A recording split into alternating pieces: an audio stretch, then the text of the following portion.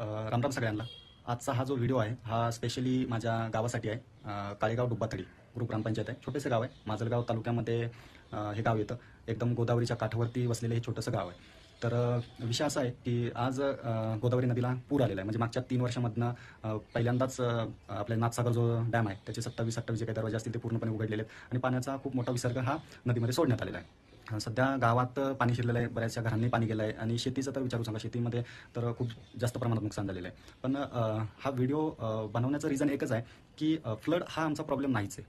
म्हणजे जो काही पूर येतोय हा आमचा कधीच प्रॉब्लेम नव्हता. कारण की याच्यावरती आम्ही पिढ्यानपिढ्या इथला शेतकरी स्ट्रगल करत आला आहे. त्यांनी स्वतःला ह्यातनं सावरलं. हे दरवर्षी अशी परिस्थिती आमच्याकडे निर्माण होते. त्याच्यातनं तो शेतकरी स्वतःला सावरतो, शेतीला परत डेव्हलप करतो. विषय काय आहे की ज्या वेळेस फ्लड कंट्रोल जे काही डिपार्टमेंट्स असतील हे काय करतात.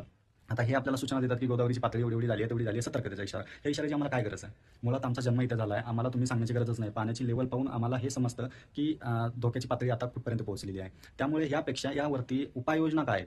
नाही की डिस्ट्रिक्ट लेवलवरती असेल किंवा तालुका लेवलवरती असेल, कुठलं डिपार्टमेंट ह्या लोकांच्या पुनर्वसनासाठी किंवा ह्या लोकांच्या अडचणी सॉल्व्ह करण्यासाठी आज काम करत आहे? कुठलंच नाही आहे. आता पूर हा पहिल्यांदा आला आहे का? नाही. दरवर्षी ही परिस्थिती निर्माण होते. मी कुठल्याही खासदाराला ह्या गावाला व्हिजिट करताना पाहिलं नाही की इथली ॲक्च्युअल परिस्थिती काय आहे, इथल्या ॲक्च्युअल अडचणी काय आहेत. खरी त्यामुळे ह्या व्हिडिओच्या माध्यमातून मी आज आपल्या जिल्ह्याचे जे काही विद्यमान खासदार आहेत, बजरंग बाप्पा सोनवणे, एक लायक असा खासदार आपण निवडून दिलेला आहे आणि लोकांच्या खूप अपेक्षेने लोक तुमच्याकडे पाहत असतात बाप्पा. तर माझी आज अशी एक विनंती आहे की तुम्ही या माझ्या छोट्याशा गावांना व्हिजिट करावी. व्हिजिट करून तिथल्या लोकांचे प्रॉब्लेम्स काय आहेत, तिथल्यावरती त्या प्रॉब्लेम्सवरती तुम्ही काय सोल्युशन्स करू शकता, याच्यावरती थोडंसं डिस्कशन करा. अजूनही सांगतो, फ्लड हा आमचा प्रॉब्लेम नाहीच आहे. फ्लडवरती तर आम्ही लढतोच आहोत वर्षानुवर्षे. आमचा प्रॉब्लेम आहे की गावांना येण्या जाण्यासाठी सुविधा. जर आज मेडिकल इमर्जन्सी झाली तर आज जाण्यासाठी येण्यासाठी कुठे आहे रस्ता? आज तुम्ही गावात एंट्री करायला जाल तर तुम्हाला गावात एंट्री मिळणार नाही. कारण की गावाच्या जो मुख्य रस्ता, त्या मुख्य रस्त्यावरतीच इतकं पाणी आहे, इतके त्याला ओढे नाले आहेत, तर तिथून तुम्ही क्रॉस करून त्या गावामध्ये एंट्री करू शकत नाही.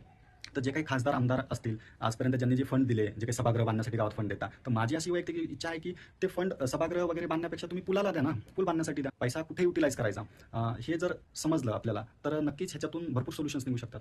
छोटे छोटे खेडे आहेत, तर खेड्यांना जोडलं गेलं तर त्यांचा अशा परिस्थितीमध्ये संपर्क तुटणार नाही. याच्यावरती गव्हर्नमेंटनी काही काम करायला पाहिजे. पण याच्यावरती कुठलंही गव्हर्नमेंट आजपर्यंत काम करत नाही, केलं नाही.